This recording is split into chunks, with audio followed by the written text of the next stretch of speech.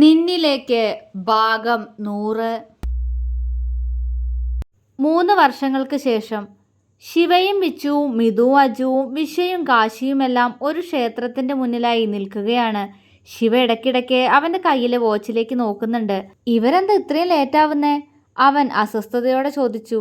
ട്രാഫിക്കിൽ പെട്ടുന്നാ കുറച്ചു മുന്നേ ഞാൻ വിളിച്ചപ്പോൾ പറഞ്ഞത്, മിതു ശിവയോട് പറഞ്ഞു.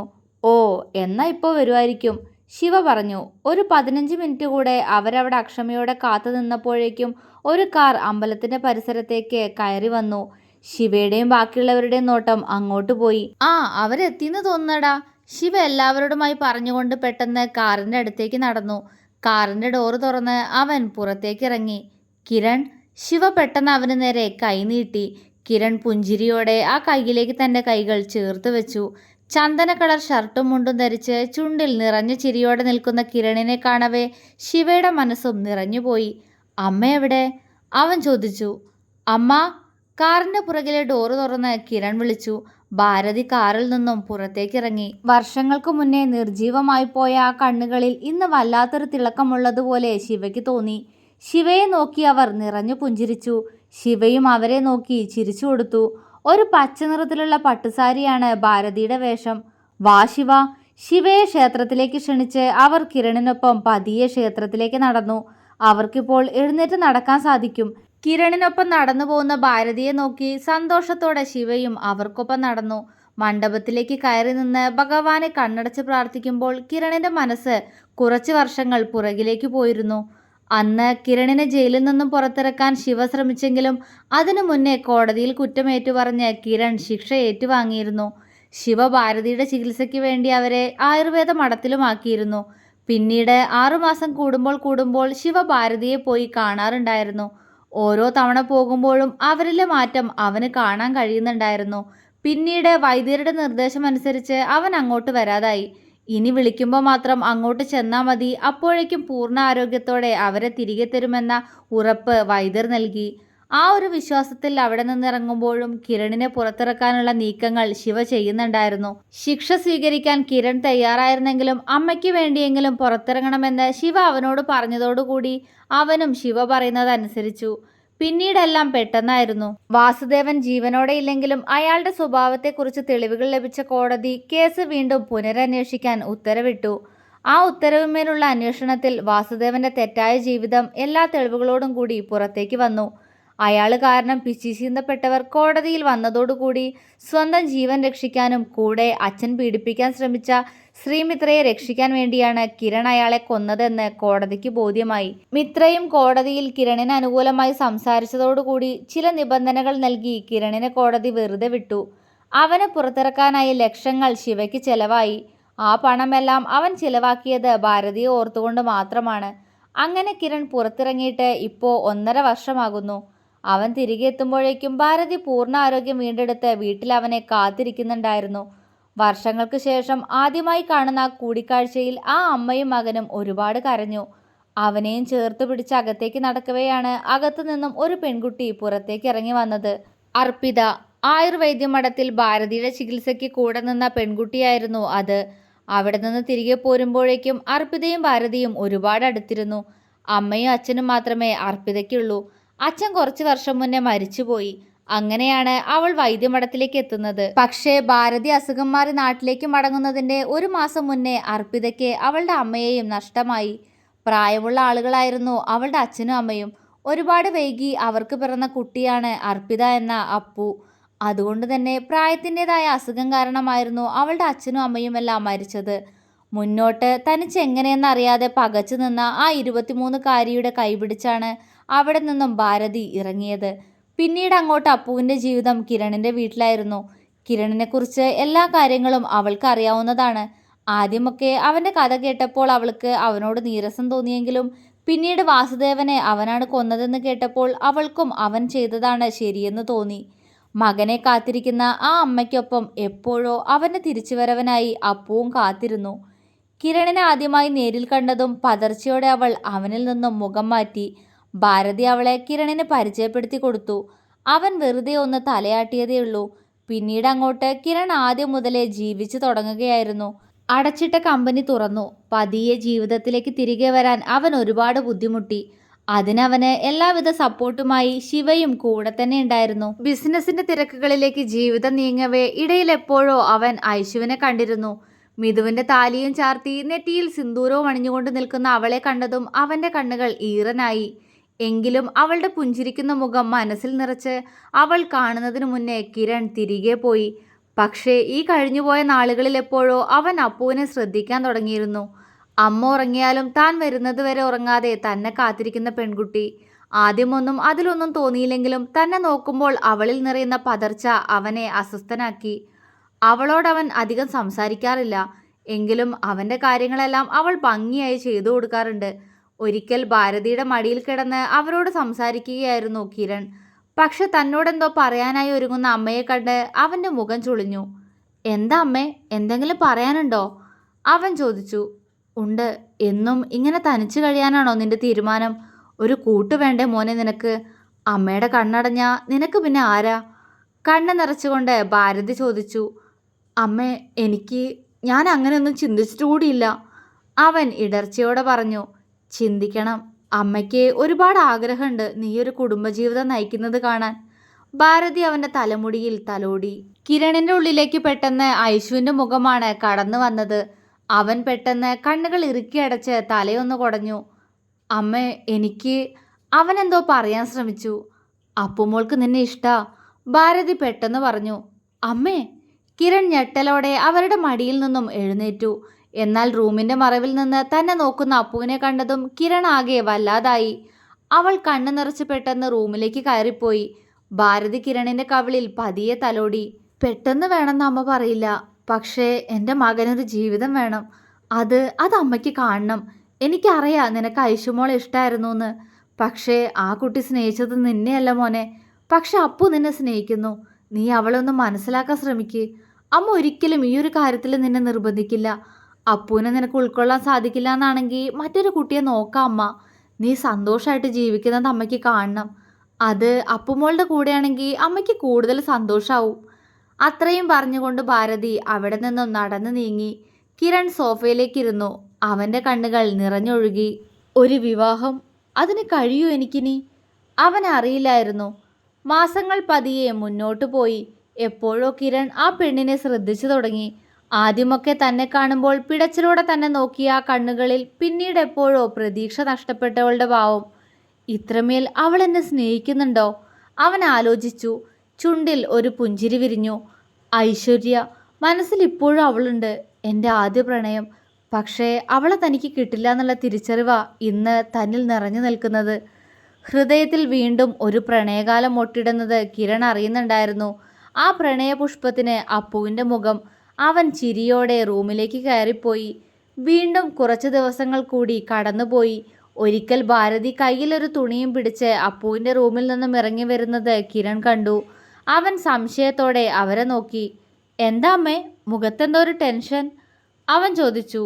അത് അപ്പുമോക്ക് നല്ല വിറയ്ക്കുന്ന പനി. നമ്മുടെ ഫാമിലി ഡോക്ടർ വന്നിരുന്നിപ്പോൾ. ഇഞ്ചക്ഷൻ എടുത്തിട്ടുണ്ട്. മോള ആകെ വാടിപ്പോയി. വിഷമത്തോടെ പറഞ്ഞുകൊണ്ടവർ തുണി നനച്ചു കൊണ്ടുവന്ന് ആ തുണി അപ്പുവിൻ്റെ നെറ്റിയിലേക്ക് വെച്ചു കൊടുത്തു. വാതിൽക്കൽ നിന്ന് അതൊന്ന് നോക്കി കിരൺ അവൻ്റെ റൂമിലേക്ക് കയറിപ്പോയി. രാത്രി ഒരുപാടായിട്ടും അവന് ഉറക്കം വന്നില്ല. അവൻ പെട്ടെന്ന് റൂമിൽ നിന്ന് പുറത്തേക്കിറങ്ങി ഭാരതി കിടക്കുന്നതിൻ്റെ നേരെ അപ്പുറത്തുള്ള റൂമിലേക്ക് നോക്കി. ഭാരതി അവൾക്കൊപ്പം കിടക്കാമെന്ന് പറഞ്ഞതും അപ്പു അത് വേണ്ട എന്ന് പറയുന്നതുമെല്ലാം അവൻ കുറച്ചു മുന്നേ കേട്ടതായിരുന്നു. ആ ഒരു ഓർമ്മയിൽ കിരണിൻ്റെ കാലുകൾ അപ്പുവിൻ്റെ റൂമിലേക്ക് ചലിച്ചു. ചാരിയിട്ടിരിക്കുന്ന ഡോർ പതിയെ തുറന്നവൻ അകത്തേക്ക് കയറി ആ ഡോറ് ചാരി. മങ്ങിയ വെളിച്ചത്തിൽ ബെഡിൽ കണ്ണുകളടച്ച് ശാന്തമായി ഉറങ്ങുന്നവളുടെ അരികിലായി അവൻ വന്നിരുന്നു. പതിയെ നെറ്റിയിലൊന്ന് തൊട്ടു നോക്കി. അപ്പു ഞെട്ടലോടെ കണ്ണുകൾ വെട്ടി തുറന്നു. പെട്ടെന്നത് ആരാണെന്ന് അവൾക്ക് മനസ്സിലായില്ല. ആരാ? അവൾ നിലവിളിക്കാനായി ഒരുങ്ങി. കിരൺ പെട്ടെന്ന് അവളുടെ വാ പൊത്തിപ്പിടിച്ച് കൈയെത്തിച്ച് ലൈറ്റിട്ടു. ശബ്ദം ഉണ്ടാക്കല്ല അപ്പു, ഇത് ഞാനാ, അവൻ പറഞ്ഞു. അപ്പു അവനെ പകപ്പോടെ നോക്കി. ഇന്നോളം തന്നോട് അങ്ങനെ സംസാരിക്കാത്ത ആളാ. വല്ലതും സംസാരിച്ചാൽ പോലും അർപ്പിത എന്ന് നീട്ടി വിളിക്കും. അവൾ അത്ഭുതത്തോടെ അവനെ നോക്കി. കിരൺ ആ കണ്ണിലേക്ക് നോക്കിക്കൊണ്ട് പെട്ടെന്ന് അവളുടെ വായിൽ നിന്നും കൈയെടുത്ത് മാറ്റി. അവൾ പെട്ടെന്ന് തല താഴ്ത്തി. കിരൺ നോക്കി കാണുകയായിരുന്നു ആ പെണ്ണിനെ. നന്നേ വെളുത്തുമെലിഞ്ഞ ശരീരമാണ് അവൾക്ക്. അവൾ കണ്ണുകൾ ഉയർത്തി അവനെ ഒന്ന് നോക്കി. ആ കുഞ്ഞി കണ്ണുകളിലേക്കും വരണ്ട ചുണ്ടിലേക്കും അവൻ കണ്ണിമയ്ക്കാതെ നോക്കി. അവൾ പെട്ടെന്ന് വീണ്ടും തല താഴ്ത്തി. കിരണിന്റെ ചുണ്ടിൽ മനോഹരമായൊരു ചിരി വിരിഞ്ഞു. പനി മാറിയോ? അവൻ ചോദിച്ചു. അവൾ മൂളിയതേയുള്ളൂ. തലവേദനയുണ്ടോ? അവൻ വീണ്ടും ചോദിച്ചു. അവൾ ഇല്ല എന്ന് മൂളി. സംസാരിക്കില്ലേ? അവനിൽ പെട്ടെന്ന് കുറുമ്പ് നിറഞ്ഞു. അവൾ അവനെ മുഖമുയർത്തി നോക്കി. അത് ഇപ്പോ കുഴപ്പമൊന്നുമില്ല കിരണേട്ടാ. പെണ്ണിന്റെ പതിഞ്ഞ ശബ്ദം. കിരൺ അവളെ നോക്കിയിരുന്നു പോയി. മരുന്നൊക്കെ കഴിക്കണട്ടോ. എന്തേ പെട്ടെന്ന് പനി വരാൻ? അവൻ ചോദിച്ചു. അറിയില്ല. അവളുടെ ശബ്ദം താഴ്ന്നു പോയി. ഞാനൊരു കല്യാണം കഴിക്കാൻ തീരുമാനിച്ചു അപ്പു. അവൻ പറഞ്ഞതും അപ്പു ഞെട്ടലോടെ അവന്റെ മുഖത്തേക്ക് നോക്കി. കല്യാണോ? വിറയാർന്ന സ്വരത്തിൽ അവൾ ചോദിച്ചു. കിരൺ അതേയെന്ന് തലയാട്ടി. അപ്പുവിന്റെ കണ്ണുകൾ നിറഞ്ഞു. അവൾ മൂളി. എന്തും? പെണ്ണാരാണെന്ന് അറിയണ്ടേ? അത് ആരായാലും നന്നായിരിക്കട്ടെ. അമ്മയ്ക്ക് സന്തോഷാവും. നിനക്കോ? അവൻ പെട്ടെന്ന് ചോദിച്ചതും അവൾ അവനെ മുഖമുയർത്തി നോക്കി. പറയ്, നിനക്കോ? നിനക്ക് സന്തോഷാവോ? അവൻ ചോദിച്ചു. അവൾ കണ്ണു നിറച്ച് അവനെ നോക്കി വിതുമ്പി. പറയപ്പോ, നിനക്ക് സന്തോഷാവോ? അവൻ വീണ്ടും ചോദിച്ചു. അവൾ മൂളി. ഞാൻ വേറെ വിവാഹം കഴിക്കുന്നത് നിനക്ക് സന്തോഷാണോ? അപ്പോ എന്നെ ഇഷ്ടല്ലേ? അവന് ചോദിക്കാതിരിക്കാനായില്ല. അവൾ തേങ്ങി. കിരണേട്ടന് എന്നെ ഇഷ്ടമല്ലല്ലോ. അവൾ ചോദിച്ചതും അവൻ ആ പെണ്ണിനോട് വല്ലാതെ ഇഷ്ടം തോന്നിപ്പോയി. അത്രയ്ക്ക് ക്യൂട്ടായിരുന്നു അവളുടെ മുഖം കാണാൻ. ആര് പറഞ്ഞു ഇഷ്ടല്ലാന്ന്? എനിക്ക് ഒരുപാട് ഇഷ്ടാ. അവൻ്റെ ശബ്ദത്തിൽ പെട്ടെന്ന് പ്രണയം നിറഞ്ഞു. അപ്പു ഞെട്ടലോടെ അവനെ നോക്കി. അവൻ്റെ കണ്ണുകളിൽ തെളിയുന്ന ഭാവം. അവളുടെ കണ്ണുകൾ വികസിച്ചു. കിരണേട്ടാ, അവൾ വിളിച്ചു. അവൻ പെട്ടെന്ന് അവളുടെ വലതു കൈ ഉയർത്തി അതിനെ പൊതിഞ്ഞു പിടിച്ചു. അപ്പു അവനെ വിശ്വാസം വരാതെ നോക്കി. ഈ മനസ്സിൽ ആദ്യമായിട്ട് പ്രണയം തോന്നിയ ഒരുവളുണ്ട്. അവളെ കൂടെ കൂട്ടണമെന്ന് ആഗ്രഹം ഉണ്ടായിരുന്നു. പക്ഷേ അവളുടെ പ്രണയം ഞാനായിരുന്നില്ല. പക്ഷെ മനസ്സിൻ്റെ ഒരു കോണിൽ ഇപ്പോഴും ആ മുഖം മായാതെ നിൽക്കുന്നുണ്ട്. അവൻ പറഞ്ഞു. അവൾ കണ്ണ് നിറച്ചുകൊണ്ട് തലയാട്ടി. പക്ഷെ ഇന്ന് ആ മുഖത്തേക്കാൾ കൂടുതലായി നിന്റെ മുഖം എൻ്റെ ഉള്ളിൽ തെളിയുന്നത് പോലെ അപ്പു. ഈ കണ്ണുകൾ, ഈ ചിരി, എല്ലാത്തിനെയും കിരൺ സ്നേഹിച്ചു പോകുന്നത് പോലെ. അത്രമേൽ പ്രണയം നിറഞ്ഞ ശബ്ദത്തിൽ അവൻ പറഞ്ഞു. കിരണേട്ടാ. ഞെട്ടലോടെ അവൾ വിളിച്ചു. കൂടെ കൂട്ടിക്കോട്ടെ ഞാൻ. എന്നെക്കുറിച്ച് എല്ലാം നിനക്കറിയാലോ. സ്നേഹിക്കാൻ, എന്നെക്കൊണ്ട് പറ്റുന്നത് പോലെ സ്നേഹിക്കാൻ ഞാൻ എന്നും കൂടെ ഉണ്ടാവോ? അത്രയും പറഞ്ഞപ്പോഴേക്കും അവൻ്റെ കണ്ണുകൾ തുളുമ്പിപ്പോയിരുന്നു. അപ്പു ഒരു പൊട്ടിക്കരച്ചിലൂടെ അവൻ്റെ നെഞ്ചിലേക്ക് മുഖം പൂഴ്ത്തി അവനെ ചുറ്റിപ്പിടിച്ചു. കിരണും അവളെ ചേർത്ത് പിടിച്ചു. എല്ലാം എനിക്കറിയാം. എന്നും എന്നും ഞാൻ കൂടെ ഉണ്ടാവും. തേങ്ങിക്കൊണ്ട് അവൾ പറഞ്ഞു. കിരൺ നിറഞ്ഞ കണ്ണുകളോടെ അവളുടെ മുഖമുയർത്തി അവളുടെ നെറ്റിയിൽ പതിയെ ചുണ്ടമർത്തി. അപ്പു അവൻ്റെ നെഞ്ചിലേക്ക് ചിരിയോടെ മുഖം പൂഴ്ത്തി. അവൻ്റെ ചുണ്ടിലും ആ നിമിഷം വിരിഞ്ഞ ചിരിക്ക് അവളോടുള്ള പ്രണയത്തിൻ്റെ തിളക്കമുണ്ടായിരുന്നു. റൂമിന് പുറത്തുനിന്ന് എല്ലാം കേട്ട ഭാരതി സന്തോഷം കൊണ്ട് നിറഞ്ഞ കണ്ണുകൾ തുടച്ച് ഒരു ചിരിയോടെ പെട്ടെന്ന് അവരുടെ റൂമിലേക്ക് പോയി. അതെ, പെണ്ണ് വരുന്നുണ്ടല്ലോ. മിഥുവിൻ്റെ ശബ്ദമാണ് കിരണിനെ പഴയ ഓർമ്മകളിൽ നിന്നും തിരികെ കൊണ്ടുവന്നത്. അവൻ കണ്ണുകൾ വെട്ടി തുറന്ന് മുന്നോട്ട് നോക്കി. ഒരു പീക്കോ കളർ പട്ടുസാരിയും ഉടുത്ത് മിതമായ രീതിയിൽ ആഭരണങ്ങളും അണിഞ്ഞുകൊണ്ട് തന്നെ നോക്കി തനിക്കരികിലേക്ക് നടന്നു വരുന്ന അപ്പുവിനെ കിരൺ കണ്ണുവെക്കാതെ നോക്കി. അവൾ ഇന്ന് പതിവിലും സുന്ദരിയായിരിക്കുന്നുവെന്ന് തോന്നിപ്പോയി അവന്. അവൾക്കൊപ്പം തന്നെ നടന്നു വരുന്ന തങ്ങളുടെ പാതികളിലായിരുന്നു ആ സമയം ചെക്കന്മാരുടെ കണ്ണ്. അപ്പുവിൻ്റെ വലതുവശത്തായി നിന്ന് ചിരിയോടെ അപ്പുവിൻ്റെ അപ്പുറത്ത് നിൽക്കുന്ന ഭദ്രയോട് സംസാരിക്കുകയാണ് മിത്ര. ശിവമിത്രയെ കണ്ണിമയ്ക്കാതെ നോക്കി. പ്രസവം കഴിഞ്ഞ ശേഷം അവൾ കുറച്ച് തടിച്ചിട്ടുണ്ട്. നിറവും കുറച്ച് കൂടിയിട്ടുണ്ട്. പക്ഷേ ആ കുള്ളത്തി ഇപ്പോഴും അതുപോലെ തന്നെ പോക്കിരിയാണെന്ന് ശിവ ഒരു ചിരിയോടെ ഓർത്തു. ഒരു നീലക്കരയുള്ള സെറ്റുസാരിയാണ് അവളുടെ വേഷം. അതിൻ്റെ ചുവന്ന കരയുള്ള സെറ്റുസാരി ഭദ്രയും ഇട്ടിട്ടുണ്ട്. വിച്ചു തന്നെ ഭദ്രയെ നോക്കി കുഞ്ഞെവിടെയെന്ന് പതിയെ ചോദിച്ചു. അവിടെ എവിടെയെങ്കിലും കാണും, അവൾ അലസമായി പറഞ്ഞു. അവനെ വെറുതെ ദേഷ്യം പിടിപ്പിക്കുകയാണ് പെണ്ണ്. ഭദ്രകാളി. വിച്ചു പതിയെ വിളിച്ചു. ഭദ്രയുടെ ചുണ്ട് കൂർത്തുപോയി. അത് കണ്ട് അവന് ചിരി വന്നു. അവൾക്ക് പിറകിൽ തന്നെ വിദ്യയും ഐഷുവും എല്ലാം ഉണ്ട്. അപ്പുവിനെ ക്ഷേത്രമണ്ഡപത്തിലേക്ക് കയറ്റി പെൺപിള്ളേരെല്ലാം അവരുടെ ഭർത്താക്കന്മാരുടെ അടുത്തേക്ക് നടന്നു. പോകുന്ന പോക്കിൽ ഗോവിന്ദന്റെ കയ്യിൽ നിന്നും 3 വയസ്സുകാരൻ ദേവാൻഷ് എന്ന ദേവയെ കൂടി മിത്ര വാരിയെടുത്തു. മിത്ര അവന്റെ കവിളിൽ ചുംബിച്ചുകൊണ്ട് ശിവയുടെ അടുത്തായി വന്നു നിന്നു. ശിവമിത്രയുടെ തോളിലൂടെ കൈയിട്ട് അവളെ ചേർത്തു പിടിച്ചു. അവൾ അവനെ നോക്കി പുഞ്ചിരിച്ചു. ഭദ്രയുടെ കുഞ്ഞ് പാറുവിൻ്റെ കയ്യിലായിരുന്നു. അവർക്ക് അടുത്ത് നിന്ന് തന്നെ സാഗറും ഭദ്രയുടെ കുഞ്ഞിനെ കളിപ്പിക്കുന്നുണ്ടായിരുന്നു. വിച്ചുവിനും ഭദ്രയ്ക്കും ഒരു ആൺകുട്ടിയാണുള്ളത്. 3 വയസ്സുകാരൻ ദൈവിക് വിഷ്ണു, വിക്കി എന്ന് വിളിക്കും. ശ്രീമിത്ര, ശ്രീഭദ്ര എന്ന പേരുപോലെ തന്നെ തങ്ങൾക്കുണ്ടായ മക്കളുടെ പേരുകൾ തമ്മിലും കുറച്ച് സാമ്യം വേണമെന്ന ആഗ്രഹം കൊണ്ട് ഭദ്ര കണ്ടെത്തിയ പേരാണത്. ഭദ്ര വിക്കിയെയും കൊണ്ട് വിച്ചുവിൻ്റെ അടുത്തേക്ക് വന്ന് അവൻ്റെ കയ്യിലേക്ക് മോനെ കൊടുത്തു. എടുത്തേ മനുഷ്യ, എൻ്റെ സാരി ചുളിഞ്ഞെന്ന് തോന്നുന്നു. നല്ല ചുള്ളൻ ചെക്കന്മാരൊക്കെ വന്നിട്ടുണ്ട്. കുറച്ച് ഭംഗിയിൽ നിന്നില്ലെങ്കിൽ ശരിയാവില്ല. അവൾ വിച്ചുവിനെ ഇടം കണ്ണിട്ട് നോക്കിക്കൊണ്ട് പറഞ്ഞു. ഓഹോ, എന്നാ എൻ്റെ അടുത്തുനിന്ന് മാറി നിന്നോ, അല്ലെങ്കിൽ ഞാൻ നിന്റെ ഭർത്താവാണെന്ന് എല്ലാവരും അറിയും. ഫാൻസ് കുറയണ്ട. അവൻ പുച്ഛത്തോടെ ചുണ്ടുകൊട്ടി. ഭദ്രയ്ക്ക് ചിരി വന്നു. ഏയ് അത് വേണ്ട, എനിക്കെൻ്റെ കെട്ടിയോനെ മതിയെന്നേ. ഇത് ജസ്റ്റ് ഒരു വായ്നോട്ടം, അവൾ കുറുമ്പോടെ പറഞ്ഞുകൊണ്ട് വിച്ചുവിൻ്റെ കയ്യിൽ ചുറ്റിപ്പിടിച്ചു. അവൻ ചിരിയോടെ അവളുടെ തലമുടിയിൽ ചുംബിച്ചു. വിദ്യവിശയുടെ അടുത്തേക്ക് വന്ന് അവൻ്റെ കയ്യിലുള്ള കുഞ്ഞിപ്പെണ്ണിനെ ഒന്ന് നോക്കി. ഇവള് കരയൊന്നും ചെയ്തില്ലല്ലോ ഏട്ടാ, അവൾ ചോദിച്ചു. ഏയ് ഇല്ലടി, എൻ്റെ മോൾ എൻ്റെ കൂടെ നല്ല കുട്ടിയായിട്ട് നിന്നു. അല്ലേടി പൊന്നു, വിശ്വ കുഞ്ഞിനെ കൊഞ്ചിച്ചു. കുഞ്ഞ് ചിരിയോടെ അവൻ്റെ കഴുത്തിലേക്ക് മുഖം പൂഴ്ത്തി അവനെ ചുറ്റിപ്പിടിച്ചു.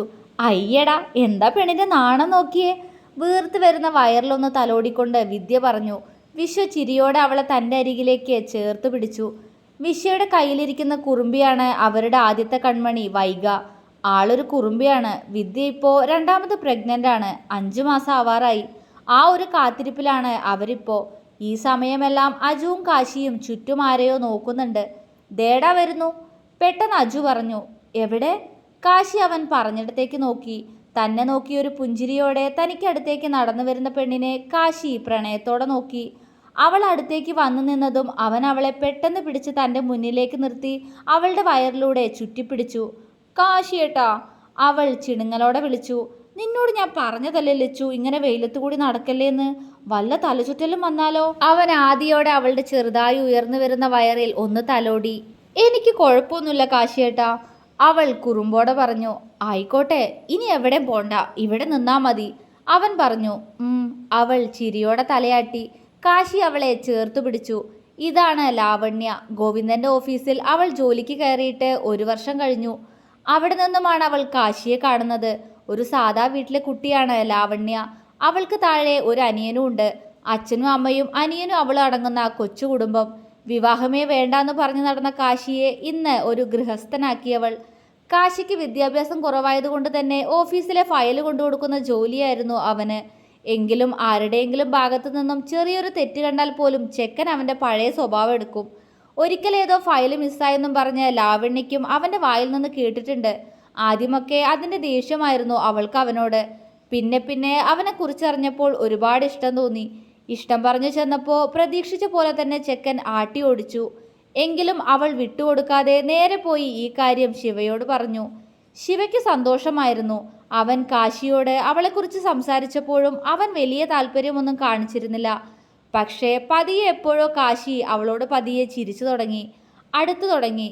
പക്ഷേ പ്രേമിച്ച് നടക്കാനൊന്നും ചെക്കനെ അറിയാത്തതുകൊണ്ട് തന്നെ അവൻ വേഗം ശിവയോട് കല്യാണം വേണമെന്ന് പറഞ്ഞു. അങ്ങനെ ശിവയും ഗോവിന്ദനും എല്ലാവരും ചേർന്ന് ലാവണ്യയുടെ വീട്ടിൽ ചെന്ന് അവളെ ആലോചിച്ചു. അവർക്കും എതിർപ്പൊന്നും ഉണ്ടായിരുന്നില്ല. അങ്ങനെ 2 മാസം കൊണ്ട് അവരുടെ വിവാഹം കഴിഞ്ഞു. പക്ഷേ അതുവരെ എല്ലാവരും കണ്ടിരുന്ന മുരടനായിരുന്നില്ല പിന്നീട് കാശി. അവളെ ഒരുപാട് സ്നേഹിക്കുന്ന പ്രണയിക്കുന്ന ആ കാശിയെ ആർക്കും പരിചയമില്ലായിരുന്നു. അവൻ്റെ ലോകം തന്നെ ഇപ്പോൾ അവൻ്റെ മാത്രം ലച്ചുവിലാണ്. അതുകൊണ്ട് തന്നെ കല്യാണം കഴിഞ്ഞ് 2 മാസം തികയും മുന്നേ ചെക്കൻ പണി പറ്റിച്ചു. അവൾക്കിത് 4ാം മാസമാണ്. ഇപ്പോഴും പ്രണയിച്ച് അവർ അങ്ങനെ കഴിയുന്നു. അജു തൻ്റെ കൈകളിൽ കൈകോർത്തു പിടിച്ചു നിൽക്കുന്നവളെ ഒന്ന് നോക്കി. നിമിഷ, അജുവിൻ്റെ നിമ്മി. എല്ലാവരും കല്യാണം കഴിച്ച് ജീവിക്കുന്നത് കണ്ടപ്പോൾ അവൻ്റെ വീട്ടുകാർക്ക് ഒരാഗ്രഹം, അവൻ്റെ വിവാഹം കാണണമെന്ന്. അവനും അത് സമ്മതിച്ചു കൊടുത്തു. ഒരു അനാഥാലയത്തിൽ വളർന്ന കുട്ടിയാണ് നിമിഷ. ഒരിക്കൽ ശിവയ്ക്കൊപ്പം അവിടെയുള്ള കുട്ടികൾക്ക് സഹായം നൽകാനായി പോയപ്പോഴാണ് യാദൃച്ഛികമായി അവൻ നിമിഷയെ കാണുന്നത്. അവിടെ വളർന്ന കുട്ടിയാണെന്നും ഇപ്പോൾ അവിടെ അടുത്തുള്ള സ്കൂളിൽ ടീച്ചറാണ് അവളെന്നും അവൻ അന്വേഷിച്ചറിഞ്ഞു. അവളെ ഇഷ്ടമായി എന്ന് അവൻ ശിവയോട് പറഞ്ഞു. അനാഥ കുട്ടിയാണെന്നത് അജുവിൻ്റെ വീട്ടുകാർക്കും ഒരു പ്രശ്നമായിരുന്നില്ല. നിമിഷയോട് സമ്മതം ചോദിച്ചപ്പോൾ അവൾക്കും സമ്മതമാണെന്ന് പറഞ്ഞു. അങ്ങനെ ഇരുവരുടെയും പക്ക അറേഞ്ച്ഡ് മാരേജ് ആയിരുന്നു. വിവാഹം കഴിഞ്ഞിട്ടിപ്പോൾ 2 മാസമേ ആയിട്ടുള്ളൂ. ആരുമില്ലാത്തവൾക്ക് കൂടെ ഒരാളെ കിട്ടുമ്പോഴുള്ള സന്തോഷം എത്രയായിരിക്കുമെന്ന് ശിവയ്ക്ക് നന്നായി അറിയാവുന്നതാണ്. അതുകൊണ്ട് തന്നെ അവളെ നന്നായി നോക്കണമെന്ന് മാത്രമേ അവരുടെ വിവാഹം കഴിഞ്ഞ അന്ന് അവൻ അജുവിനോട് പറഞ്ഞിട്ടുള്ളൂ. ആ വാക്ക് അജു ഇന്നും പാലിക്കുന്നുണ്ട്. നിമിഷയുടെ കയ്യിൽ നിന്നും തൻ്റെ കൈ വലിച്ചെടുത്ത് അജു അവളെ ഒന്ന് നോക്കി. അവൾ എന്തു പറ്റിയാവോ എന്ന പോലെ അവനെ നോക്കി. അവൻ പെട്ടെന്ന് അവളെ ചേർത്ത് പിടിച്ചു. അവൾ വെപ്രാളത്തോടെ ചുറ്റും നോക്കി. വിടജുവേട്ടാ, ആരെങ്കിലും കാണും. പെണ്ണിനിപ്പോഴും ചമ്മലാണ്. ഓ പിന്നെ കണ്ടപ്പോ എന്താ, നീ എൻ്റെ ഭാര്യ നിമ്മി. അവൻ്റെ ചുണ്ടു കൂർത്തു. പെണ്ണൊന്നും മിണ്ടാതെ ചിരിയോടെ അവനോട് ചേർന്ന് നിന്നു. അതാണ് നിമ്മി. അവളുടെ ശബ്ദം പോലും അങ്ങനെ പുറത്ത് കേൾക്കാറില്ല. ഒരുപക്ഷെ അവൾ വളർന്നു വന്ന സാഹചര്യം അങ്ങനെ ആയിരുന്നത് കൊണ്ടാവാം. പക്ഷേ അവൾക്ക് അജുവിന് ജീവനാണ്. അവനും അവളെന്നാൽ അത്രയും ഇഷ്ടമാണ്. അവൻ്റെ പ്രണയമാണ്. പൂജാരി നൽകിയ താലിമാല കയ്യിൽ വാങ്ങി കിരൺ തനിക്ക് മുന്നിൽ നിൽക്കുന്ന അപ്പുവിനെ ഒന്ന് നോക്കി. അവനെ നോക്കി നിറഞ്ഞ ചിരിയോടെ നിൽക്കുന്നുണ്ട് പെണ്ണ്. താലി കെട്ടിക്കോളൂ, പൂജാരി പറഞ്ഞു. കിരൺ താലി കെട്ടാനായി തുടങ്ങും മുന്നേ അവൻ്റെ കണ്ണുകൾ അറിയാതെ തങ്ങൾക്ക് നേരെ മണ്ഡപത്തിന് താഴെയായി അവരെ നോക്കി നിൽക്കുന്ന ഒരുവളിലേക്ക് പതിഞ്ഞു. ഐഷു. അവൻ്റെ ചുണ്ടുകൾ പതിയെ മൊഴിഞ്ഞു. ഐഷു അവനെ നോക്കി ചിരിച്ചു. അവളോട് ചേർന്ന് തന്നെ മിതുവും നിൽക്കുന്നുണ്ട്. ഇരുവരുടെയും കയ്യിൽ 2 കുട്ടികളും ഉണ്ട്. മിതുവിൻ്റെ ഐഷുവിൻ്റെയും കൺമണികൾ. ഇരട്ട കുട്ടികളാണ് രണ്ടാളും. ഏഞ്ചൽ, ഏക. മക്കൾക്ക് പേര് കണ്ടുപിടിച്ചത് ശിവയാണ്. രണ്ടുപേരെയും കാണാൻ ഐഷുവിനെ പോലെ തന്നെയാണ്. ഇപ്പോൾ 1.5 വയസ്സാകുന്നതേയുള്ളൂ അവർക്ക്. കിരൺ അവളെയും മക്കളെയും മാറി മാറി നോക്കി. അത് കണ്ട് മിതുവിൻ്റെ കവിൾ വീർത്തുപോയി. അവൻ പെട്ടെന്ന് ഐഷുവിനെ തന്നിലേക്ക് ചേർത്തു പിടിച്ചു. അത് കണ്ട് കിരണിന് ചിരി വന്നുപോയി. അതേ ചിരിയോടെ അവൻ അപ്പുവിനെ നോക്കിയപ്പോൾ അവനെ കൂർപ്പിച്ചു നോക്കുന്നുണ്ട് പെണ്ണ്. കിരണിന്റെ കണ്ണു മിഴിഞ്ഞു. യോ, ഞാൻ വെറുതെ നോക്കിയതാടി, അവൻ പെട്ടെന്ന് പറഞ്ഞു. താലി കെട്ടു മനുഷ്യ ആദ്യം, അവൾ അവനെ കൂർപ്പിച്ചു നോക്കിക്കൊണ്ട് പറഞ്ഞു. കിരൺ അവളെ നോക്കി ചിരിച്ചുകൊണ്ട് പതിയെ അവളുടെ കഴുത്തിലേക്ക് താലി കെട്ടി. അപ്പു കൈകൾ കൂപ്പി കണ്ണുകൾ അടച്ചു നിന്നു. അവൻ്റെ കൈകൾ കൊണ്ട് അവളുടെ സീമന്തരേഖ ചുവന്നു. ഒപ്പം അവളുടെ നെറ്റിയിൽ അവൻ്റെ ചുണ്ടുകളും അമർന്നു. അവൾ ചിരിയോടെ അവനെ നോക്കി. ഫോട്ടോഗ്രാഫേഴ്സ് ഫോട്ടോസ് എല്ലാം എടുക്കുന്നുണ്ട്. എല്ലാവരും പൂക്കൾ വിതറി വരനെ വധുവിനെ അനുഗ്രഹിച്ചു. എല്ലാം കണ്ടു നിന്ന ഭാരതിയുടെ കണ്ണുകൾ സന്തോഷം കൊണ്ട് നിറഞ്ഞു. ഐഷു മിതുവിനെ ഒന്ന് തോണ്ടി. എന്താടി? അവൻ മുഖം വീർപ്പിച്ച് അവളെ നോക്കി. മിതുവേട്ടന് എന്തു പറ്റി പെട്ടെന്ന്? കിരണേട്ടൻ എന്നെ നോക്കിയപ്പോ കുശുമ്പൂത്തിയോ?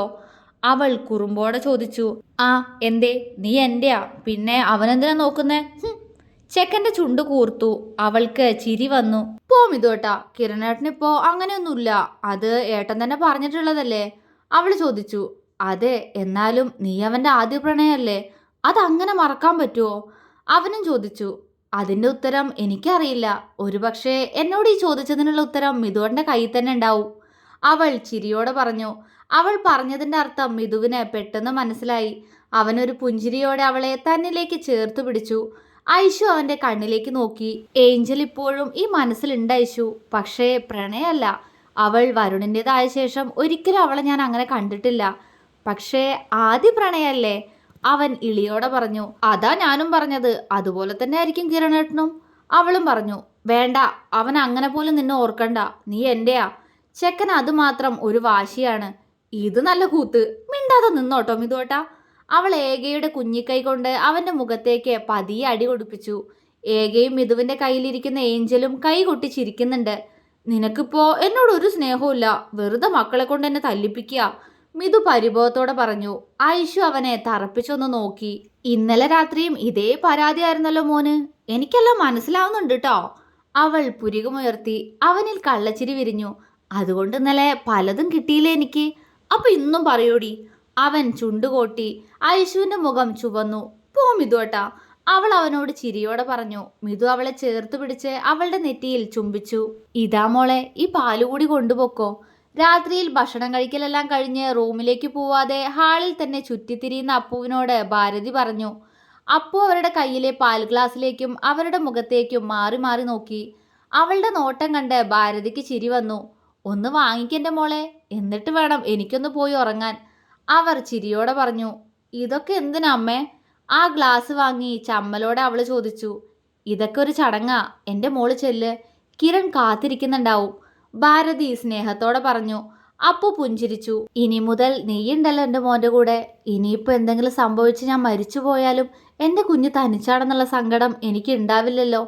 ഭാരതി നിറഞ്ഞ സന്തോഷത്തോടെ അവളുടെ തലമുടിയിൽ തഴുകി. അപ്പു അവരെ കൂർപ്പിച്ചു നോക്കി. അതിന് അമ്മ ഇപ്പൊ എവിടെ പോണു? എവിടെയും പോണില്ല. ഇനി ഒരുപാട് കാലം എൻ്റെയും കിരണേട്ടനെ കൂടെ ഞങ്ങളുടെ അമ്മയും കാണും. അപ്പുവിൻ്റെ ശബ്ദം ഒന്നിടറി. ഭാരതി അവളുടെ നെറ്റിയിൽ ചുംബിച്ചു. ഉണ്ടാവും, അതുതന്നെ അമ്മയുടെ ആഗ്രഹവും. നിങ്ങളുടെ മക്കളെ കൂടി കാണണെനിക്ക്. അവര് പറഞ്ഞതും അപ്പു അവരെ കുറുമ്പോടെ നോക്കി തലയാട്ടി. മതി മതി ചിരിച്ചോണ്ട് നിന്നത്, മുകളിലേക്ക് ചെല്ല്.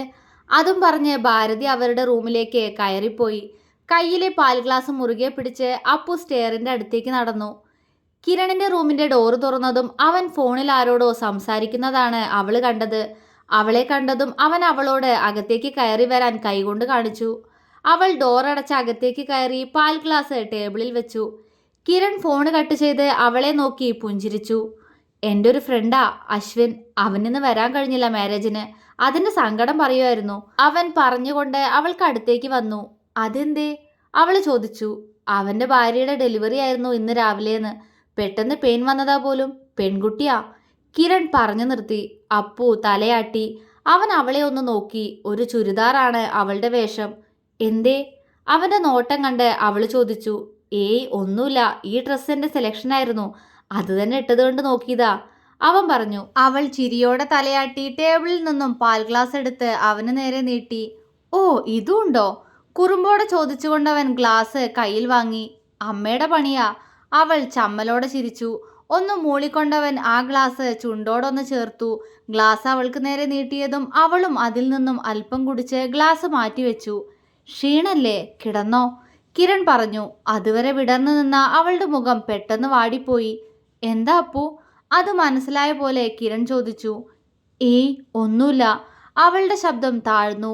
അവൻ അവളെ സംശയത്തോടെ നോക്കിയെങ്കിലും അവന് മുഖം കൊടുക്കാതെ അവൾ പെട്ടെന്ന് ബെഡിൽ കയറി കിടന്ന് അപ്പുറത്തെ വശത്തേക്ക് തിരിഞ്ഞു കിടന്നു. കിരൺ ഒന്ന് നിശ്വസിച്ചുകൊണ്ട് AC അഡ്ജസ്റ്റ് ചെയ്തിട്ട് അവൾക്കടുത്തായി ബെഡിൽ കിടന്നു. രണ്ടുപേരും പരസ്പരം മിണ്ടാതെ മിനിറ്റുകൾ കടന്നുപോയി. എന്തുപറ്റി നിനക്ക്? പെട്ടെന്നെന്താ മുഖം വാടിയേ? കിരൺ അവൾക്കടുത്തേക്ക് അല്പം നീങ്ങിക്കിടന്നു. ഒന്നുമില്ല കിരണേട്ടാ, മന്ത്രിക്കും പോലെ അവൾ പറഞ്ഞു. അത് വെറുതെ. കിടന്നോളാൻ പറഞ്ഞപ്പോഴാണല്ലോ മുഖം മങ്ങിയത്. അവൻ പെട്ടെന്ന് അവളുടെ തോളിൽ പിടിച്ച് അവളെ മലർത്തി കിടത്തി. അപ്പുവിൻ്റെ കണ്ണുകൾ നിറഞ്ഞിരുന്നു. എന്താ അപ്പു, എന്തിനാ കരയുന്നേ? അവൻ വെപ്രാളത്തോടെ ചോദിച്ചു. ഒന്നുമില്ല, അത് ഞാൻ പെട്ടെന്ന് കിരണേട്ടൻ പറയണത് കേട്ടപ്പോ. അവളുടെ ശബ്ദം ഒന്നിടറി. അതിന് ഞാനെന്ത് പറഞ്ഞു? അവന് മനസ്സിലായില്ല. അത് എന്നോട് കിടന്നോളാൻ പറഞ്ഞില്ലേ? എനിക്കറിയാം കിരണേട്ടന് പെട്ടെന്ന് എന്നോട് അങ്ങനെ അടുക്കാനൊന്നും പറ്റില്ല എന്ന്. സമയം വേണ്ടി വരും, അറിയാം. പക്ഷെ പെട്ടെന്ന് അങ്ങനെയൊക്കെ പറഞ്ഞപ്പോൾ വിഷമം വന്നു. എന്തെങ്കിലും സംസാരിക്കുന്നു കരുതി, അതാ. അവൾ വിഷമത്തോടെ പറഞ്ഞു. കിരൺ അവൾ പറയുന്നതെല്ലാം കേട്ട് അവളെ അമ്പരപ്പോടെ നോക്കുന്നുണ്ട്. നീ ഇതെന്തൊക്കെയാ പറയുന്നേ? ഞാൻ അങ്ങനെയൊന്നും കരുതിയിട്ട് കൂടിയില്ല. അവൻ പറഞ്ഞതും അവൾ അവനെ സൂക്ഷിച്ചു നോക്കി. പിന്നെന്തിനാ എന്നോട് കിടന്നോളാൻ പറഞ്ഞേ? അവൾ പെട്ടെന്ന് തന്നെ ചോദിച്ചു. കിടന്ന് സംസാരിക്കാൻ, അല്ലാതെന്തിന്? ഇന്നത്തെ ദിവസം നിന്ന് നിന്ന് ഞാൻ ശരിക്കും മടുത്തു. നിനക്ക് മടുത്തില്ലെങ്കിൽ എണീറ്റ് നിന്നോ? അവൻ അവളെ കൂർപ്പിച്ച് നോക്കിക്കൊണ്ട് പറഞ്ഞു. അവൾ അവനെ വാ പൊളിച്ചു നോക്കി. അപ്പോ അതുകൊണ്ടാണോ? അല്ലാതെ നിന്റെ കുന്തം. നിനക്കിത് എന്തെൻ്റെ അപ്പു? ഇപ്പോഴും ഐശുവിനെ മനസ്സിലിട്ടുകൊണ്ട് നിന്നെ ഞാൻ വിവാഹം കഴിക്കുന്നത് നിനക്ക് തോന്നുന്നുണ്ടോ? അവന് ദേഷ്യം വന്നു തുടങ്ങിയിരുന്നു. അപ്പോ ഇന്നവളെ നോക്കിയതോ? പെണ്ണിൻ്റെ കവളപ്പോഴേക്കും വീർത്തുപോയി. കിരണിൻ്റെ മുഖത്തെ ദേഷ്യം പെട്ടെന്ന് ഇല്ലാതായതുപോലെ. ആ നോക്കി, അതിനെന്താ? അതിൻ്റെ അർത്ഥം ഇപ്പോഴും അവളാണ് എൻ്റെ മനസ്സിൽ നിന്നാണോ? അവൻ പുരികമുയർത്തി. അവൾ പെട്ടെന്ന് അവനെ കെട്ടിപ്പിടിച്ച് അവൻ്റെ നെഞ്ചിലേക്ക് മുഖം പൂഴ്ത്തി. കിരൺ ഒന്ന് വിറച്ചതുപോലെ. എങ്കിലും അവനും അവളെ ചേർത്തു പിടിച്ചു. സോറി, അവളെന്തോ പറയാൻ ശ്രമിച്ചു. വേണ്ട, ഒന്നും പറയണ്ട, എനിക്ക് മനസ്സിലാവും. അവൻ അവളുടെ നെറ്റിയിൽ പതിയെ ചുംബിച്ചു. അപ്പു അവൻ്റെ മുഖത്തേക്ക് നോക്കി. അവളെ മക്കളുടെ കൂടെ കണ്ടപ്പോൾ എന്തൊക്കെയായാലും എൻ്റെ ആദ്യത്തെ പ്രണയമല്ലേ, ആ ഒരു ഇതിൽ നോക്കിയെന്നേ ഉള്ളൂ. സ്വാഭാവികം. അല്ലാതെ അതിൻ്റെ പേരിൽ നമ്മുടെ ഫസ്റ്റ് നൈറ്റൊക്കെ മാറ്റി വെക്കുമോ ഞാൻ? അതും നീ ഇങ്ങനെ ഈ മനസ്സിൽ നിറഞ്ഞു നിൽക്കുമ്പോൾ. അവനിൽ പെട്ടെന്ന് കള്ളച്ചിരി വിരിഞ്ഞു. അപ്പു അവനെ മിഴിച്ചു നോക്കി. ഫസ്റ്റ് നൈറ്റോ? അവൾ ചോദിച്ചു. ആ, ഫസ്റ്റ് നൈറ്റ്. എന്തേ അപ്പു മോൾ അതൊന്നും കേട്ടിട്ടില്ലേ? അവൻ കൈ ഉയർത്തി അവളുടെ ചുണ്ടിലൊന്ന് തലോടി. അപ്പു പെട്ടെന്ന് അവനിൽ നിന്നും പിടഞ്ഞു മാറി തിരിഞ്ഞു കിടന്നു. കിരണം അവളുടെ അടുത്തേക്ക് ചേർന്ന് കിടന്നു. അതേ, എന്തു പറ്റി അപ്പു? അവൻ ആർദ്രമായി ചോദിച്ചു. ഒന്നുമില്ല. അവൾ പറഞ്ഞു. കിരൺ അവളുടെ ടോപ്പിനിടയിലൂടെ അവളുടെ നഗ്നമായ ഇടുപ്പിൽ ഒന്ന് പിടിച്ചു. അവൾ പിടഞ്ഞു. കിരണേട്ടാ, അവൾ കിതപ്പോടെ വിളിച്ചു. ഇങ്ങോട്ട് തിരിഞ്ഞു കിടക്ക്. അവന്റെ ശബ്ദത്തിൽ എന്തോ വശ്യത. അവൾ പതിയെ അവന് നേരെ തിരിഞ്ഞു കിടന്ന് അവനെ ഒന്ന് നോക്കി. ഈ മനസ്സിലിപ്പോ നീ മാത്രമേ ഉള്ളൂ അപ്പു. ഇനിയും എന്നെ സംശയാണോ? പ്രണയത്തോടെ അവൻ ചോദിച്ചു. ആ കണ്ണുകളിൽ നിറഞ്ഞു നിൽക്കുന്ന പ്രണയം അവളും കാണുന്നുണ്ടായിരുന്നു. അവൾ പെട്ടെന്ന് അവന്റെ മുഖം പിടിച്ചു താഴ്ത്തി അവന്റെ നെറ്റിയിൽ പതിയെ ചുണ്ടമർത്തി. കിരൺ പുഞ്ചിരിയോടെ ആ ചുംബനം സ്വീകരിച്ചു. അവൻ അവളുടെ മുഖത്തേക്ക് നോക്കി. എന്നെ മാത്രം നോക്കിയാൽ മതി, എന്നും ഞാൻ മാത്രം മതി ഈ മനസ്സിൽ, അവൾ പറഞ്ഞു. കുശുംബി. അവൻ അവളുടെ കവിളിൽ പിച്ചി. അവൾ ചിരിയോടെ അവനെ നോക്കി. അപ്പോൾ എങ്ങനെയാ കാര്യങ്ങളൊക്കെ? ഫസ്റ്റ് നൈറ്റ് ഇന്ന് വേണോ? ക്ഷീണാണെങ്കിൽ നമുക്ക്. എനിക്ക് ക്ഷീണമൊന്നുമില്ല. അവൻ പറഞ്ഞു മുഴുവനാക്കും മുന്നേ അവൾ പറഞ്ഞു. കിരൺ ശരിക്കും ചിരിച്ചുപോയി. എന്നാ അതൊക്കെ നേരത്തെ പറയണ്ടെൻ്റെ അപ്പു. വശ്യമായ സ്വരത്തിൽ പറഞ്ഞുകൊണ്ട് അവൻ പെട്ടെന്ന് അവളുടെ ചുണ്ടിലേക്ക് ചുണ്ടുകൾ ചേർത്തു. ആദ്യ ചുംബനം. പതിയെ അവളും ആ ചുംബനം ഏറ്റെടുത്തു. നേരം മുന്നോട്ടു പോകവേ പതിയെ അവരിലെ തടസ്സങ്ങളെല്ലാം നീങ്ങി പരസ്പരം ഒന്നായി മാറുമ്പോഴും കിരണിന്റെ മനസ്സിൽ നിറഞ്ഞു നിന്നത് അവന്റെ അപ്പു മാത്രമായിരുന്നു. കിതപ്പോടെ അവളിൽ നിന്നും അകന്നു മാറിയവൻ അവളുടെ നെറ്റിയിൽ ചുംബിച്ചു. കലങ്ങിയ കണ്ണുകളോടെ അവൾ അവനെ നോക്കി. ഐ ലവ് യു അപ്പു, പ്രണയത്തോടെ അവൻ പറഞ്ഞു. കിരണേട്ടാ. അവൾ അവന്റെ നെഞ്ചിലേക്ക് ചേർന്ന് കിടന്ന് അവനെ ചുറ്റിപ്പിടിച്ചു. കിരണിന്റെ കൈകൾ അവളിൽ മുറുകി. ഈ ജന്മം മുഴുവൻ ഇനി അവന്റെ പ്രണയം അവൾക്കുള്ളതാണ്. ദൈവം അവനായി കാത്തുവെച്ച അവന്റെ പെണ്ണ്. ഇനിയെന്നും കിരണിന്റെ മാത്രം അപ്പുവായി അവരുടെ ജീവിതം മുന്നോട്ട്. അവർക്ക് കൂട്ടായി ഒരു കുട്ടിക്കുറുമ്പിയും അവരുടെ സ്വർഗത്തിലേക്ക് ഒരുപാട് വൈകാതെ തന്നെ വരുമെന്നറിയാതെ അവരുടെ ജീവിതം അവിടെ തുടങ്ങുകയായിരുന്നു. തുടരും.